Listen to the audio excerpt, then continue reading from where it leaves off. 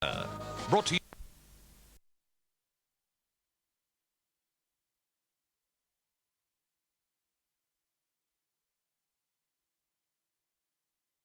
There must be an answer, and researchers are working hard to find one. You can help by joining the MS Readathon. The more books you read, the more money goes to find the cure. There is a thank you prize for everyone who finishes, so everyone wins with the MS Readathon. One day, we'll find the cure. So get your free Readathon kit by phoning this number now. This winter, as the rain starts coming down, so do the prices at Target. In fact, tomorrow from 9 a.m. till midnight, there's 12.5% off the marked price of everything in the store, plus no deposit lay-by. So for everything you need this winter, Target's got you covered. Monday on the show that's got it all. Conditioning is the key to getting the most out of your ski holiday. Lynn Talbot with an exercise program for the skiing enthusiast. Peter Werra checks out the ultimate computer racing challenge. We can also simulate real Formula One racing. Tonya Todman uses silk as an exquisite canvas for painting. It's very lustrous and it takes dyes and paints very well. Ian Hewiton cooks up a taste sensation. The most delightful luncheon dish. All on Healthy, Wealthy and Wise, 7:30 Monday. You're watching the Late Night News. The deadly Ebola virus, one of the most lethal diseases known, is still spreading across Zaire. With the death toll now almost 60, more cases have been confirmed in a town less than 200 kilometres from the teeming capital Kinshasa. Although officials claim the outbreak is under control, the town where it began remains a declared disaster zone. Medical supplies are being urgently shipped to Kikwit, where the Ebola outbreak started. WHO officials have flown in to join the international medical team on the ground. They're saying the virus should soon stop spreading, if previous epidemics are anything to go by. The city is in quarantine, with no one except doctors now being allowed in. The Red Cross will be flying in 50,000 pamphlets to try and reassure people in Kikwit and stop them trying to leave. Some have been bribing soldiers on the roadblocks and have broken quarantine. There's still fear on the streets of Kinshasa that the virus could reach the capital of 5 million people, but so far there are no confirmed cases. The Minister of Health has announced that there are now 4 towns with cases of Ebola, and it's estimated that 57 people have so far died. He said strict public health measures could prevent the spread even better than medicines. The Ebola virus broke out because sanitation in Zairean hospitals, like this one in Kinshasa, is very poor. All the dead are closely linked with the medical team who operated on a laboratory technician last month. A government health worker showed me a chart of the path of the virus. The nurses, doctors and anaesthetist who did the operation were infected. They then passed it to members of their family before they died. But until the virus is finally stopped, the quarantine measures are absolutely vital. Indian authorities have tightened their curfew around Srinagar in Kashmir after another wave of sectarian violence.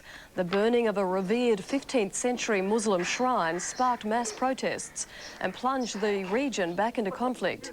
It also sparked a rash of arson attacks that saw 12 homes in a Hindu temple destroyed. Demonstrators blame the army for burning the shrine and several houses, but military chiefs say Muslim separatists caused the destruction to fuel tensions between Indians and Pakistanis over Kashmir. Meantime, in Chechnya, Russia has stepped up its campaign to wipe out separatist rebels. Just hours after a little-obeyed ceasefire ended, Russian planes and helicopters bombed and strafed areas around the hillside village of Shali, 20 kilometres from the battered capital Grozny. Defence Minister Pavel Grachev said Moscow's forces would remain in the field until they had eliminated the Chechen fighters demanding independence. In the United States, fugitive gun enthusiast Stephen Colburn is still in custody on firearms charges stemming from an old federal case. But Colburn's court appearance after a scuffle with agents in a tiny Arizona town did not touch on last month's Oklahoma bombing, which now has claimed 168 lives.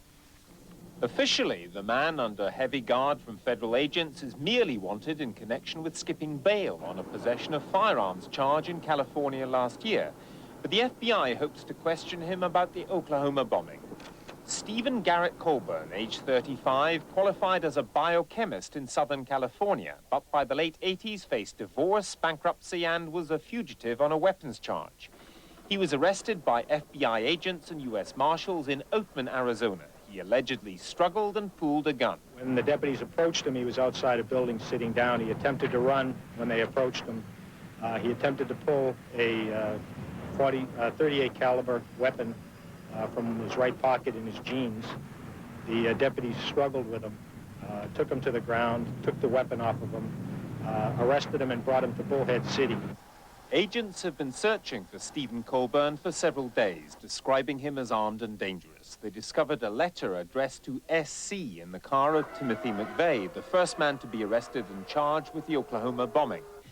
McVeigh and Colburn are believed to share the same mailbox address in Arizona.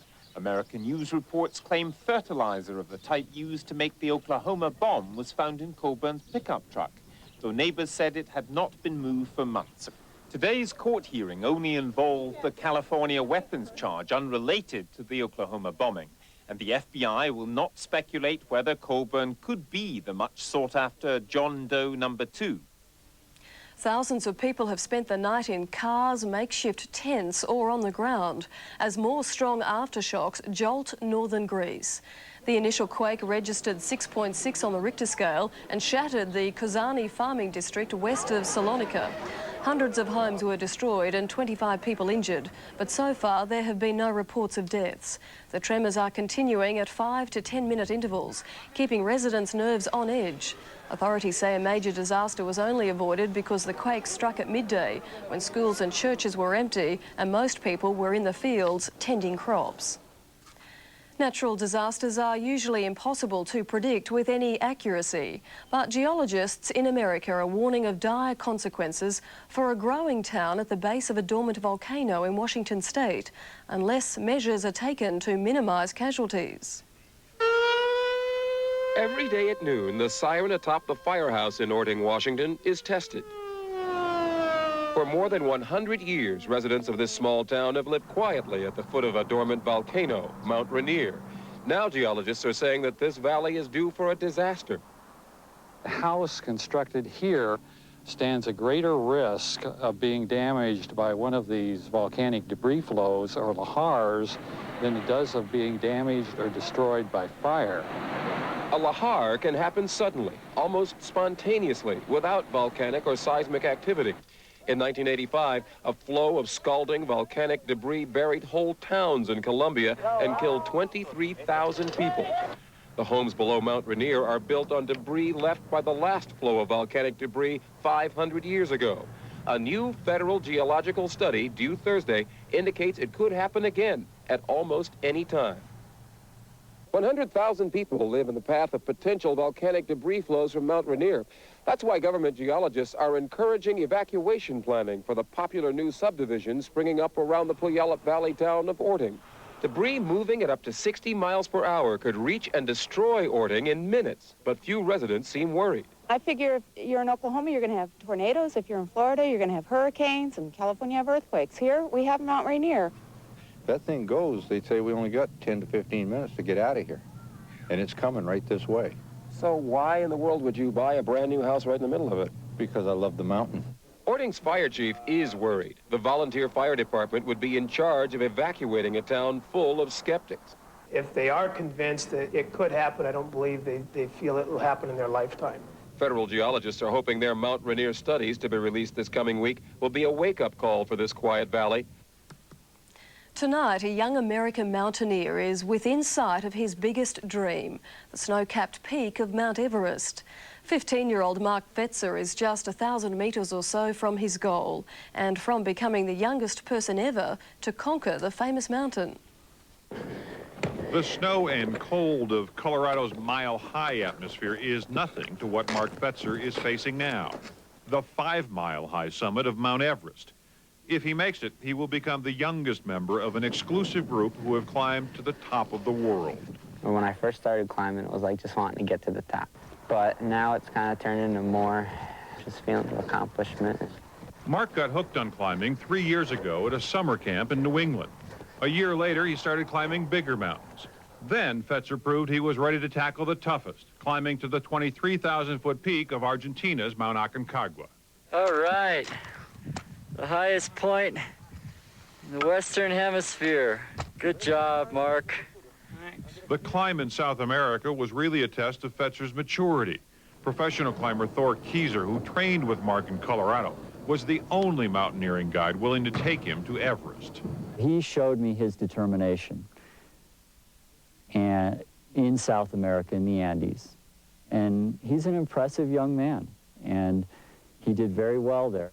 Only 614 people have reached the top of Mount Everest. At least 100 have died trying. If we don't summit this time, I've done great just by going. Like many mountaineers, Mark says reaching the top isn't nearly as important as trying to. Stay with us after the break. A nation says thank you to its mums. And the forgotten road toll saving one of Australia's endangered species.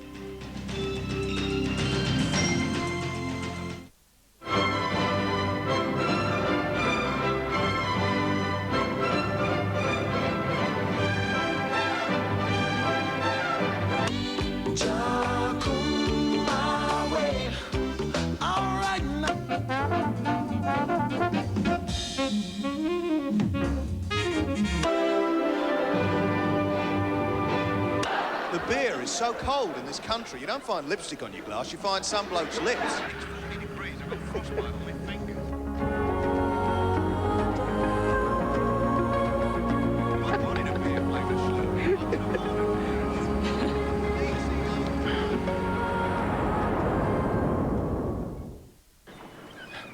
Bought it with the money I saved on me telecom bill. Oh. You'd be surprised how much you can save with a Telecom Flexi plan. Call now and see how we can help you.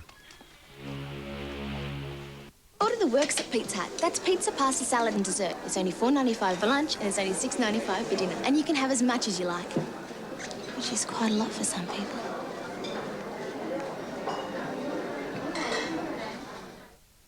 At last, the very best of the Eagles. Their first definitive collection. 17 classic tracks. For the very first time, the very best of the Eagles.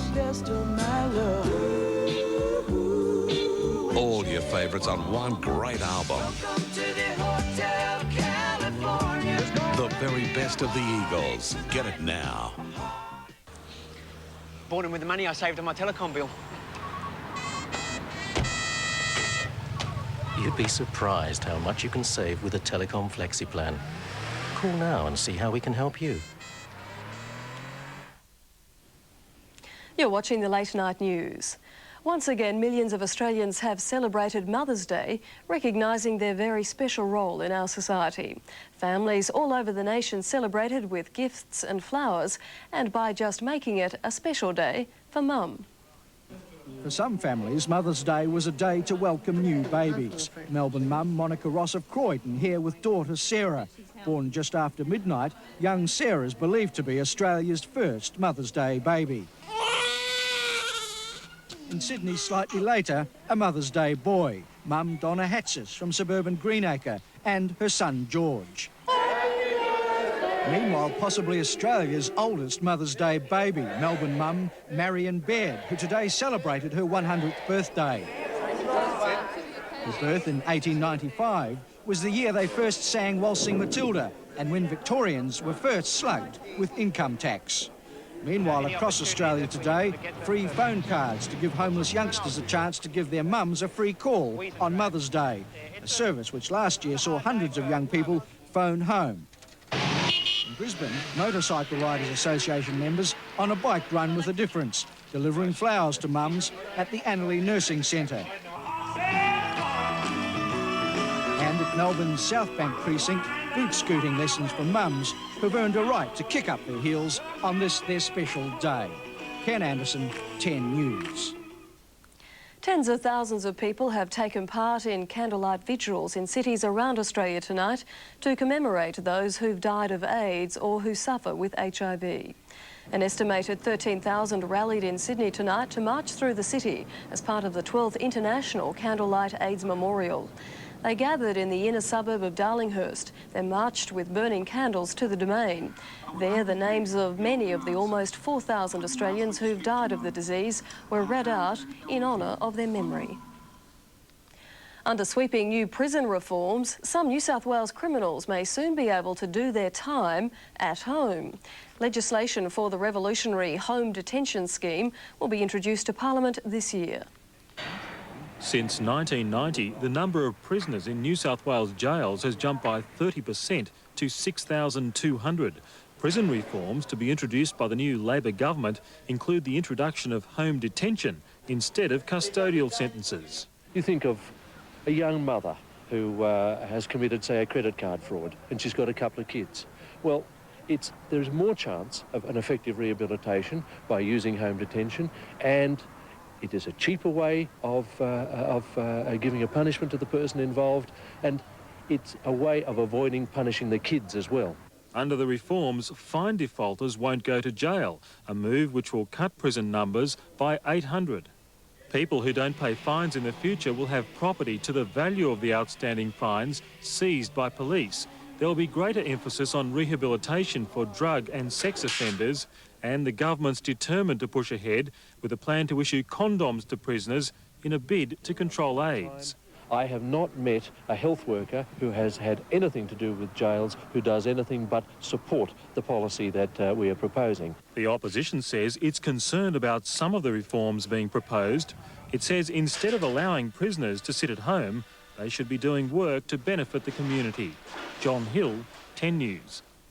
In Queensland, authorities are tackling the problem of saving wildlife from being killed by cars with a novel experiment.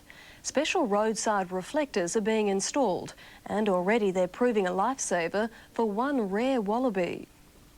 The Proserpine rock wallaby is at the centre of a novel experiment. A night feeder, it has an unfortunate habit of hopping in front of oncoming cars.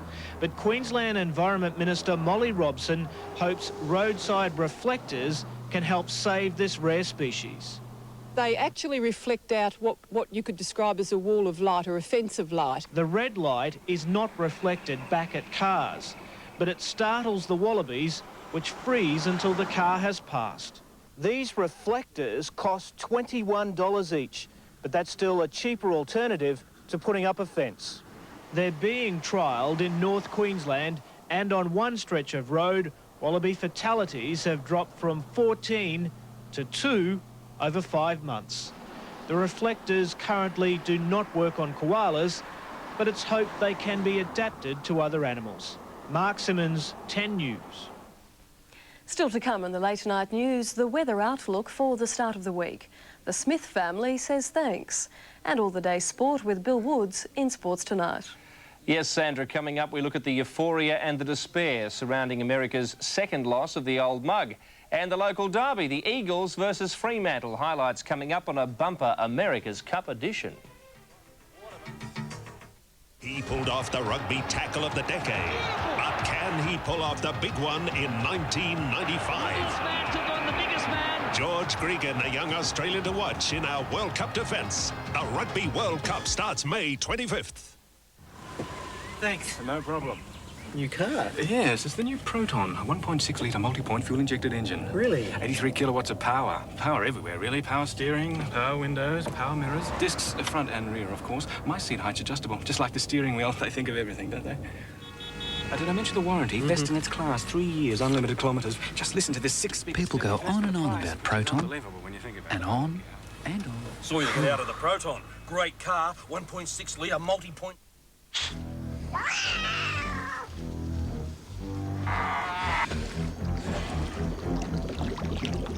Gotta go to Gasmart, because right now Gasmart has 6 months interest-free on gas hot water systems. Gotta go to Gasmart.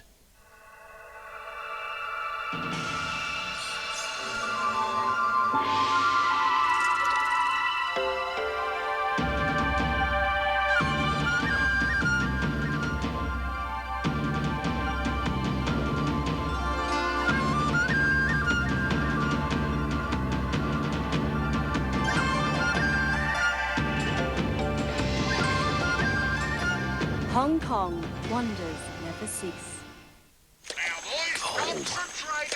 Gold. Peaches. Mango. Peaches, mango, peaches. Golden Valley Gold. The taste will drive you wild.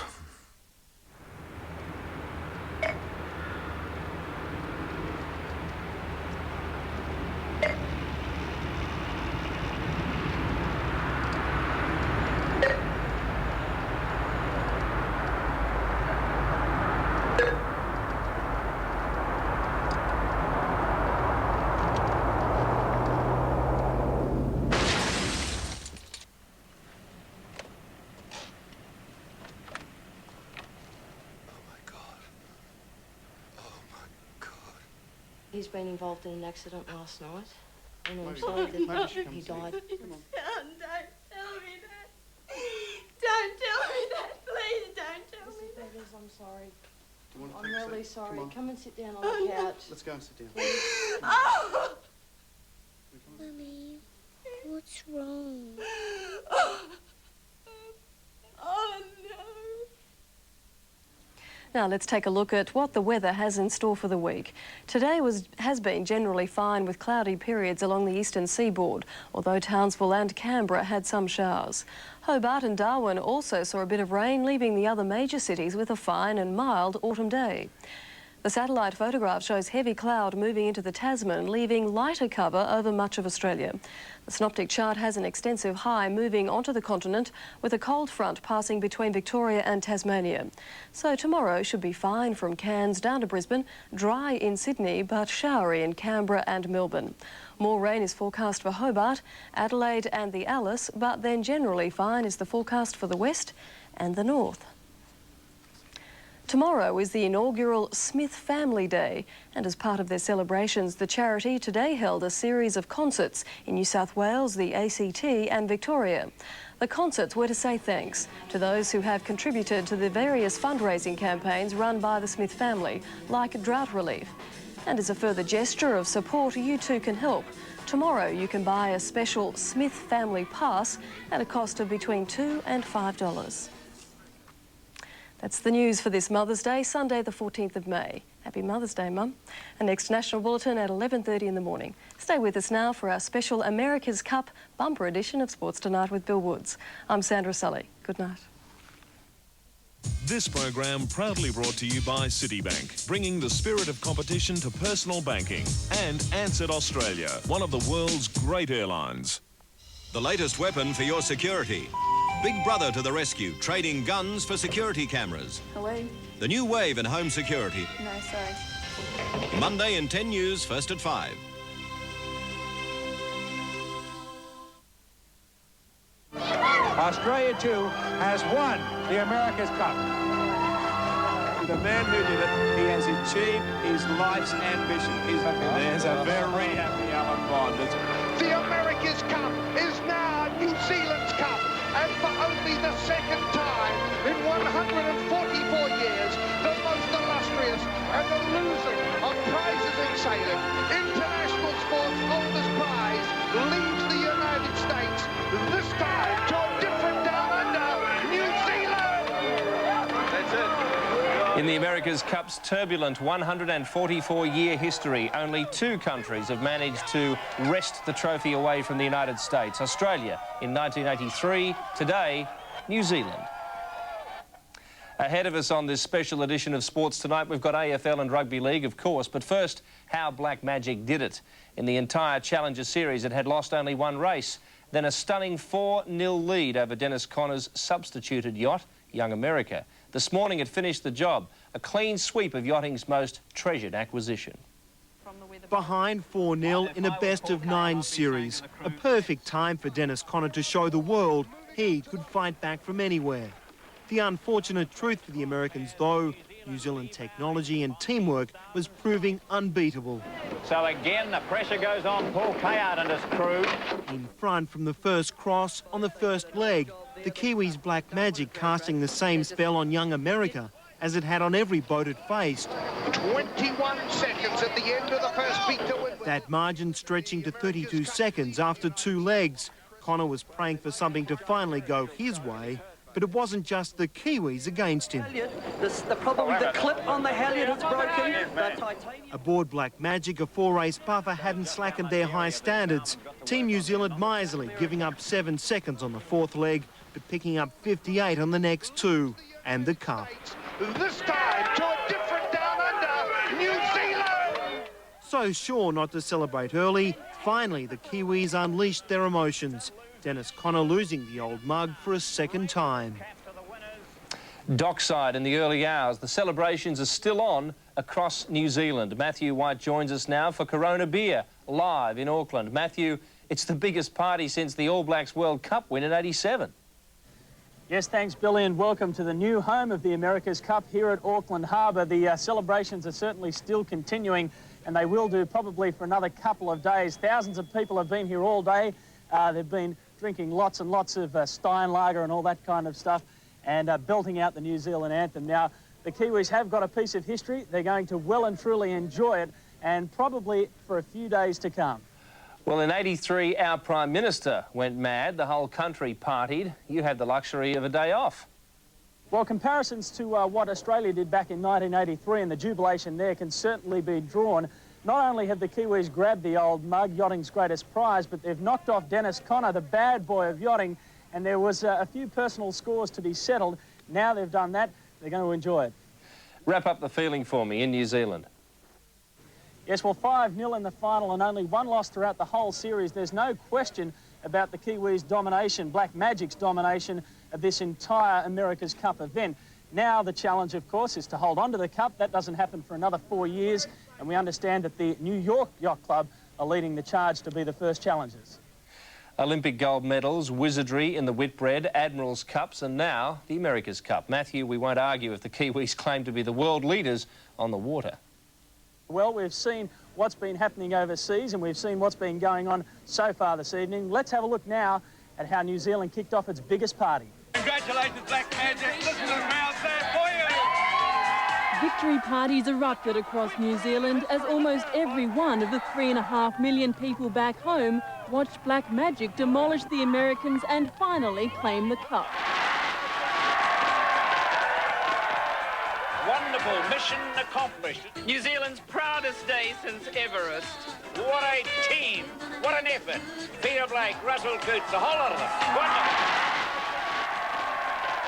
Wild celebrations welcomed the cup to its new home. Only the second time the trophy has left San Diego. We won the cup! In 1983, Australia 2's victory stopped the nation. I tell you what, any boss who sacks anyone for not turning up to die is a bum. 12 years on, camaraderie as a more subdued crowd united with their trans-Tasman neighbours. Kiwis living in Australia is a very proud moment. Yeah, I've got a lot of mates there. I've got a lot of mates on board the boat, and it'd be really neat to be sharing the moment with them and their families back home. But we've got a good bunch here, and you know, good on them.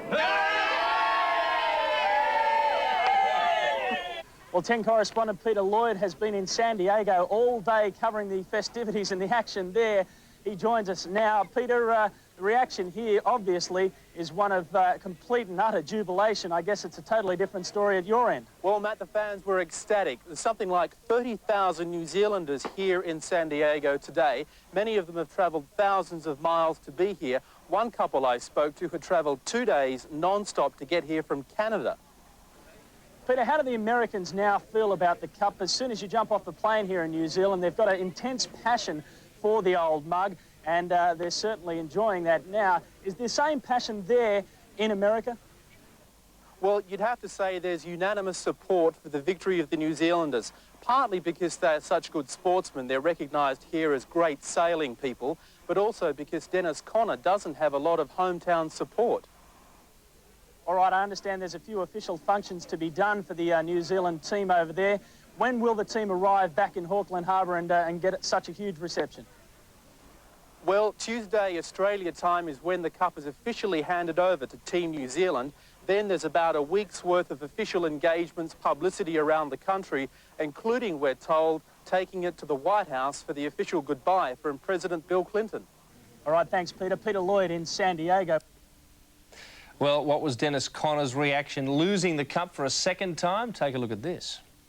I feel like we did a great job and we did the best we can, and we'll wake up in the morning with our head held high, and congratulations to Team New Zealand and to Auckland. Thank you very much. Coming to Auckland 1999. What about the disappointment of something like this? How do you bear that?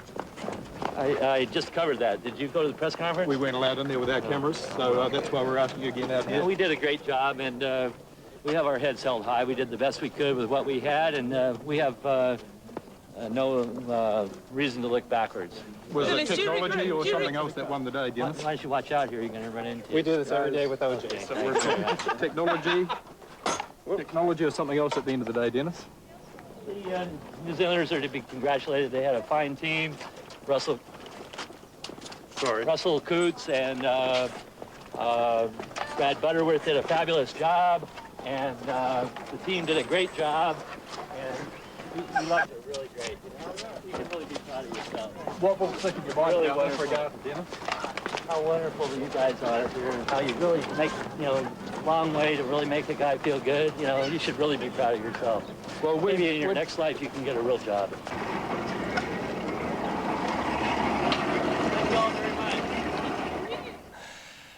You don't need to say any more than that. That's Dennis. There's more to come on Sports Tonight's special America's Cup edition. Thank you to Corona Beer.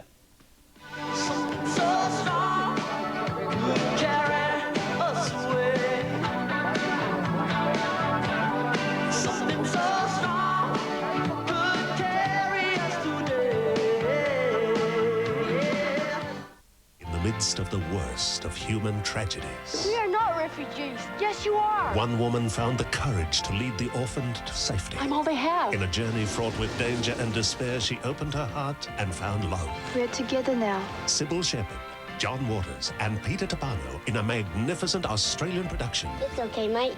No problem. Breathtakingly filmed across 3 countries. Where we go, please, to find you a new home. Which Way Home? 8:30 Monday on 10.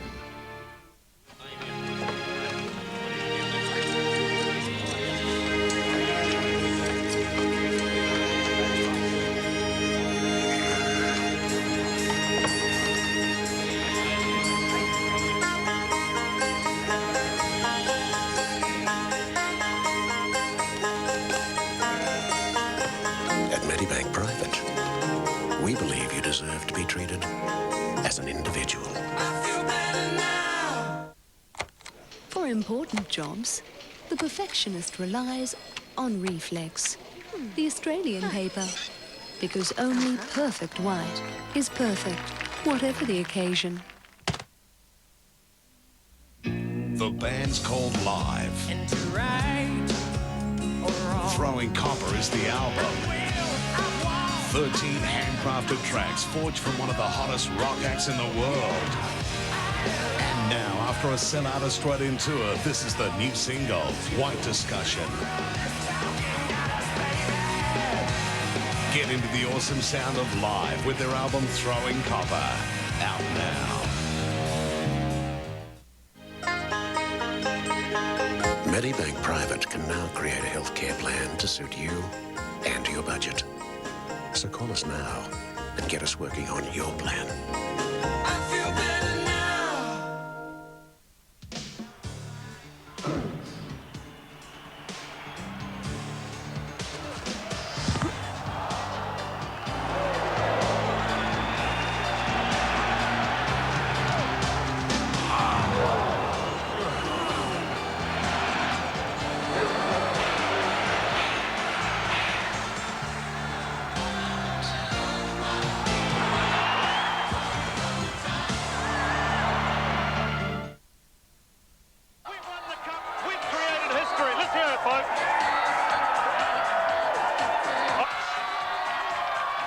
Well, the Cup has been run and won by Black Magic and Team New Zealand, but of course there is plenty of other sport going on. Now it's back to Billy for the rest of the day's sport.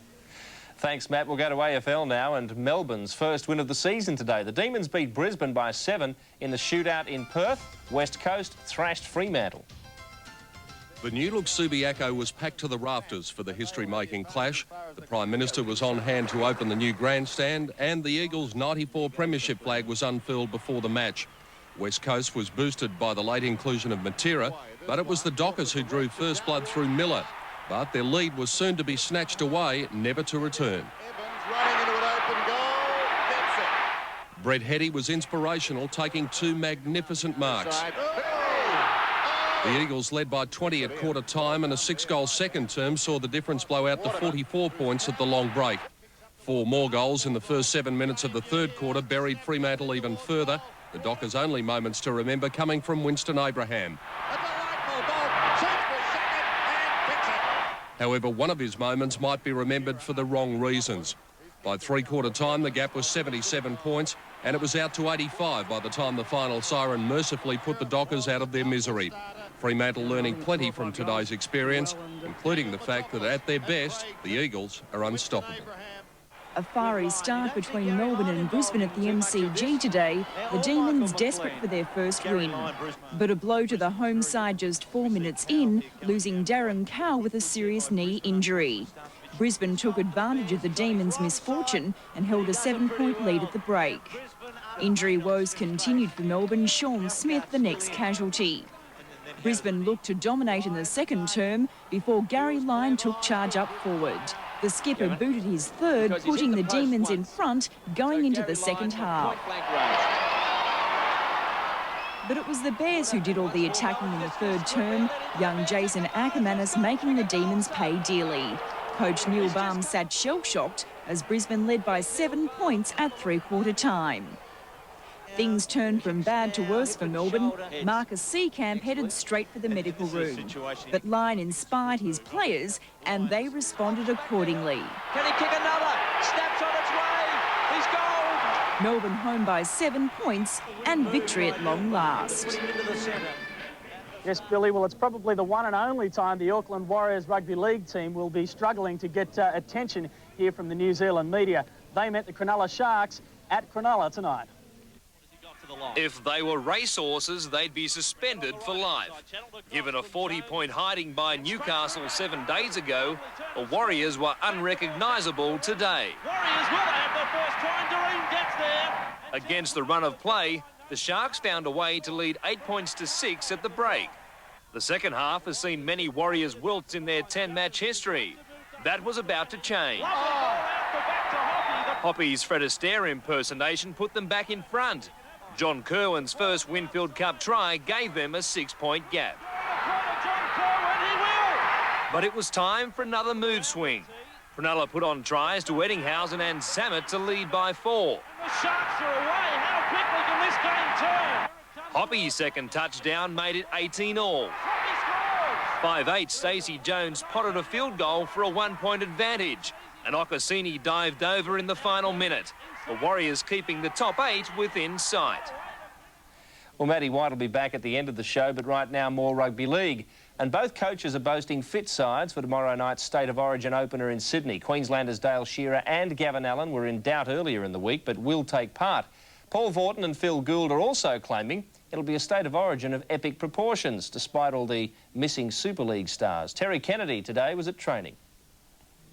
With the media still dominated by talk of Super League, the Maroons have snuck into Sydney largely unnoticed. They had their last serious workout this morning. Dale Shearer declaring he'll be there come game time. Each session that I've completed, I got a lot more confidence out of it. No doubt about getting through the game? No doubts at all. After 8 sessions together, the Maroons are now coming together as a unit.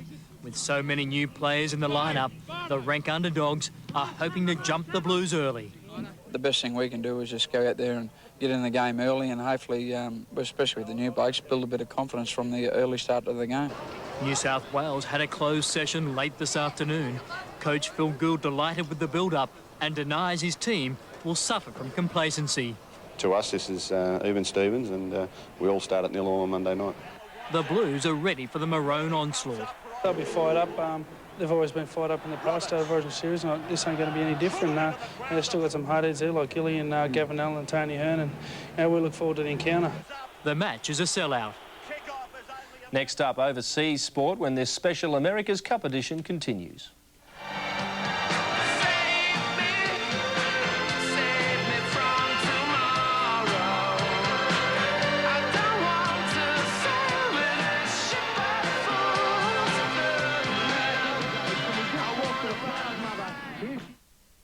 Insure your home and contents with NRMA insurance and you'll immediately notice a difference. The size of our premiums. Because we're Australia's largest home insurer, we can afford to offer rates that are smaller than just about everyone else. Up to 30% smaller in some cases.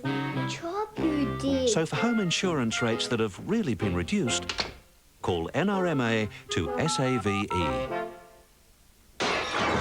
JB Hi-Fi a smashing price on TIAC 100-watt remote hi-fi with multi-disc CD player to an insane $899. TDK AD90 audio tapes are just $24.90 for 10. Pioneer 100-watt car speakers $59 a pair.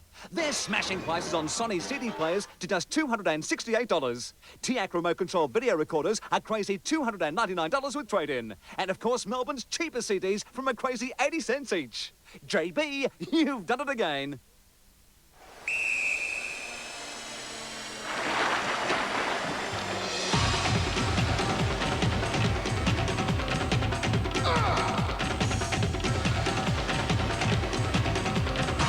Well, we've always eaten at Sizzler.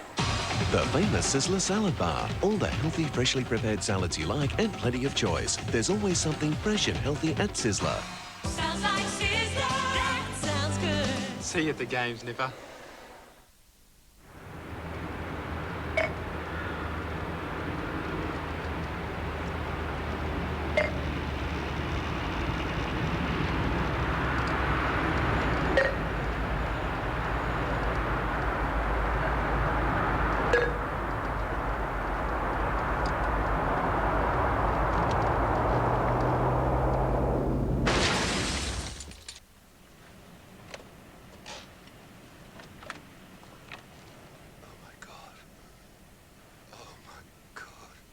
He's been involved in an accident last night, and I'm sorry that he died. Son, don't tell me that. Don't tell me that. Please don't tell me that. Betters, I'm sorry. Do you want to I'm take a really seat? sorry. Come on. and sit down on the couch. Let's go and sit down. Oh! Mummy, what's wrong? Oh, no. Welcome back. You're watching Sports Tonight. New Zealand's America's Cup win is right up there with history's great sporting glories. Australia's enjoyed a few as well. But on the eve of the Wallabies' departure to defend Rugby's World Cup, it seems more appropriate to remember 1991 with Australian prop Ewan McKenzie. There's no doubt that, you know, if you ask the players what's the highlight of their rugby career, that the World Cup's right there, is way and above anything else. Everyone thought we were half a chance to win it, but no one probably really expected we would, and we did. And I think it surprised probably us as well, in some respects. Australia fighting for their World Cup lives. I guess we went there with the intention of winning it, but at some point along the line during the tournament, you actually realise that, you know, we're in a real good show here. And I don't know when that was, probably after the Ireland game. Yes! It's definitely a team effort. It's not just the 15 guys running around the field.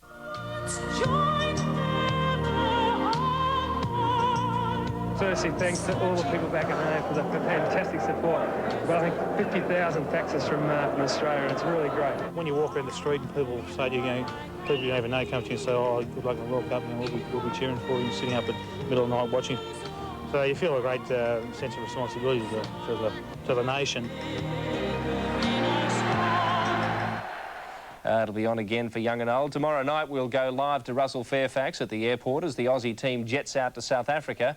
But there's one little problem. The side is on the same plane as the All Blacks, who'll be unbearable, of course, now. And officials of both sides are having a little trouble with travel plans. One report says the Kiwis have booked all the first-class seats. Squeezing the players into different areas is often a problem.